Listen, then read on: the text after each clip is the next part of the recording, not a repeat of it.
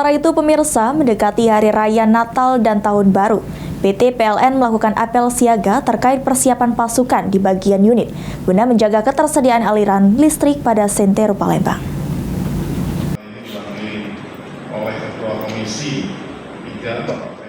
Menjelang perayaan Natal dan Tahun Baru, PLN memastikan aliran listrik sekota Palembang aman.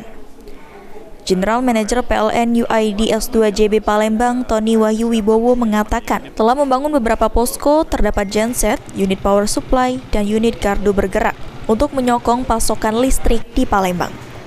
Sementara jika terdapat masalah, petugas pelayanan teknik segera mengantisipasi dan memulihkan hal tersebut. Dengan persiapan yang sudah dilakukan, PLN siap untuk menghadapi Hari Raya Natal dan Tahun Baru 2024. Ini bagaimana Pak aliran di Sumatera Selatan?